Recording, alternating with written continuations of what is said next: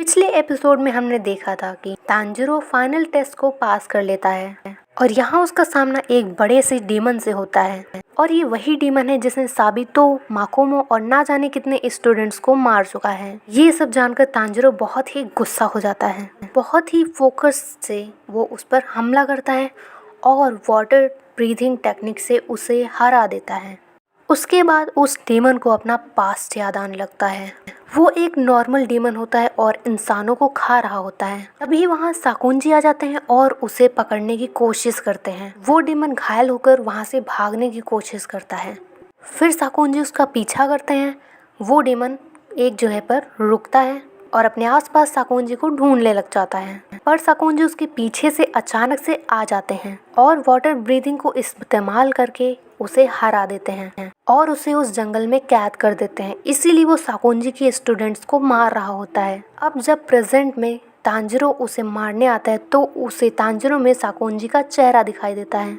गला कटते ही उसका सर जमीन में गिर जाता है और उसकी बॉडी हवा में उड़ने लगती है। यह देखकर सोचता है कि उसकी बॉडी उसके सामने ख़त्म हो रही है और वो कुछ नहीं कर सकता। यह देखकर वो सोचता है कि आखिरी टाइम वो जिसे देख रहा है वह एक डीमन स्लेयर है। डीमन मरने के बाद आफ्टर लाइफ में चला जाता है, जहाँ वो सोचता है कि वो डीमन बनते ही कैसे उसने अपने बड़े भाई को खा लिया था जिससे वो सबसे ज़्यादा प्यार करता था। और इधर तांजिरो को डीमन की बॉडी से बहुत ही दुखी कर देने वाली स्मेल आती है और उसका हाथ पकड़ के वह प्रे करता है कि जब इसका पुनर्जन्म हो तब वो डीमन ना बने। और ये महसूस कर कर उस डीमन की आंखों में भी आंसू आ जाते हैं। फिर उस डीमन की आत्मा को एक रोशनी दिखाई देती है और वो उस रोशनी की तरफ चला जाता है। उसका दूसरा जन्म हो जाता है, जहाँ वो डीमन इंसान का जन्म लेता है और अपने भाई का हाथ पकड़कर घर चला जाता है। अब तांजिरो को उन सभी बच्चों की आत्माएं दिखाई देने लगती हैं जिन्हें उस डीमन ने मार डाला था। वहाँ साबितो और माकोमो भी होते हैं। अब क्योंकि वो डीमन मारा जा चुका होता है तो उन सभी की आत्माओं को भी शांति मिल जाती है और सभी इस जगह से आज़ाद होकर अपनी आफ्टर लाइफ में चले जाते हैं। अब अगले कुछ दिनों तक तांजिरो डीमन से फाइट करता है और उनसे बात करने की कोशिश करता है कि आखिर डीमन वापस से इंसान कैसे बन सकते हैं ताकि वो नेज़ुको को ठीक कर सके। लेकिन उसे किसी भी सवाल का जवाब नहीं मिल पा रहा था क्योंकि डीमन सिर्फ उसे खाना चाहते हैं। तो तांजिरो उन सभी डीमंस को मारते हुए आखिरकार उसी जगह पे जिंदा पहुंच जाता है जहां उसका फाइनल सिलेक्शन होना होता है। तांजिरो देखता है कि उसके अलावा सिर्फ 3 ही लोग जिंदा बचे हैं, जबकि यहाँ 20 बच्चे टेस्ट देने आए थे और जिस बच्चे को उसने बचाया था वो भी मारा गया है। उन तीनों में से 2 लड़के और 1 लड़की होती है। उसके पास खड़े एक लड़के को तो यकीन ही नहीं हो रहा था कि वो बचकर वापस आ गया है और वो लड़की सिर्फ अपनी बटरफ्लाई को देखकर स्माइल करती रहती है और वो एक वर्ड भी नहीं बोलती है। फिर वो दोनों ट्विंस गर्ल्स आ जाती हैं और उन चारों को कॉन्ग्रेचुलेट करती हैं पास होने के लिए। फिर उनमें से एक लड़का कहता है कि अब मुझे जल्दी से मेरी स्पेशल शॉट दे दूँ। ट्विंस बताती हैं कि उसके लिए अभी उनको इंतज़ार करना पड़ेगा और सबसे पहले उनको उनके यूनिफॉर्म्स मिलेंगी। फिर वो कहती हैं कि डीमन स्लेयर कोर में 10 रैंक्स होती हैं और अभी वो चारों डीमन स्लेयर की सबसे लास्ट रैंक मिज़ुनोटो पर है। फिर वो कहते हैं कि उनकी तलवार के लिए सबसे पहले उनको धातु चुनना है, उसके बाद 10-15 दिन बाद उन्हें उनकी तलवारें दी जाएंगी। फिर एक सिस्टर ताली बजाती है, उससे क्रो आकर उन सभी चारों के ऊपर बैठ जाते हैं। वो बताते हैं कि ये कासुकागी क्रो हैं और ये डीमन स्लेयर्स के लिए ही हैं। इनके ज़रिए उन्हें उनके मिशंस दिए जाएंगे और वो आपस में बात कर पाएंगे। पर सुनहरे बालों वाला देखता है कि उसे एक क्रो नहीं एक चिड़िया मिली है और लास्ट वाले लड़के को इससे कोई फ़र्क नहीं पड़ता है। फिर वो लड़का एक ट्विंस के पास जाकर उसके बाल पकड़ लेता है और उससे पूछता है कि उसकी निजरिंग तलवार कहाँ है।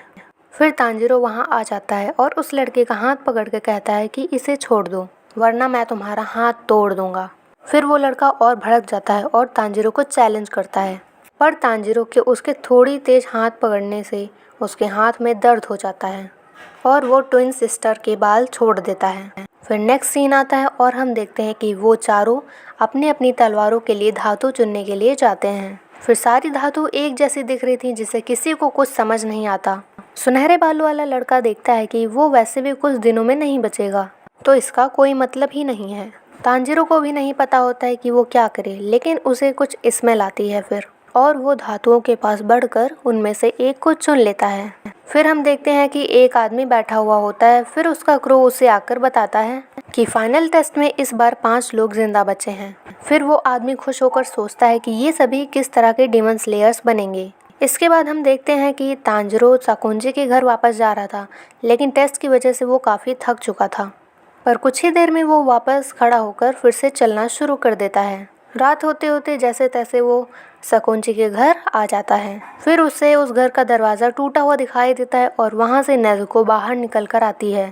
तांजिरो नेज़ुको को जागता हुआ देखकर बेहद खुश हो जाता है और तांजिरो भागकर उसके पास आने लगता है। नेज़ुको भी उसकी तरफ जाती है और दोनों एक दूसरे को गले लगा लेते हैं। फिर तांजिरो रोते हुए कहता है कि तुम तो ठीक हो गई हो, मुझे लगा था कि अब तुम कभी नहीं उठोगी। साकुंजी भी तांजिरो को देखता है और उन दोनों को गले लगा लेता है। वो खुशी से कहता है कि तांजिरो तुम आखिर जिंदा बच गए, तुमने कर दिखाया। फिर तीनों अंदर घर में वापस चले जाते हैं, जहाँ साकुंजी तांजिरो को शाबाशी देते हैं उस बड़े से डीमन को मार गिराने के लिए।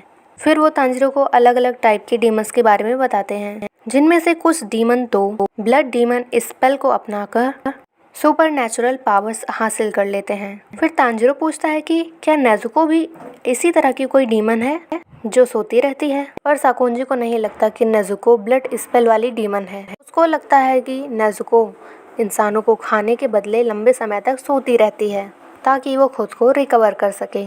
कुछ दिन बीत जाने के बाद एक दिन तांजिरो देखता है कि उसके घर की तरफ एक हैट वाला आदमी आ रहा होता है। वो आदमी पूछता है कि यहाँ कोई तांजिरो रहता है, जिस पर तांजिरो कहता है कि मैं ही हूँ तांजिरो, बताइए क्या काम है। वो आदमी कहता है कि मैं तुम्हें यहाँ तुम्हारी तलवार देने आया हूँ।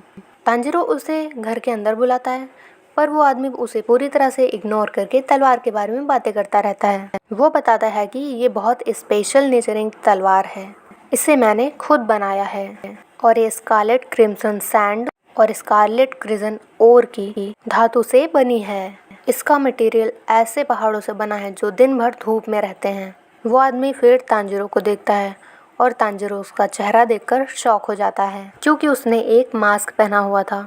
फिर वो तांजिरो से कहता है कि तुम एक ब्राइट बच्चे हो, तुम्हारे बाल और आंखें लाल हैं, इसका मतलब तुम्हारी फैमिली आग का काम करती है और इस चीज़ को काफ़ी लकी माना जाता है। आगे वो बोलता है कि अब इस हिसाब से तुम्हारी तलवार रेड कलर की हो जाएगी।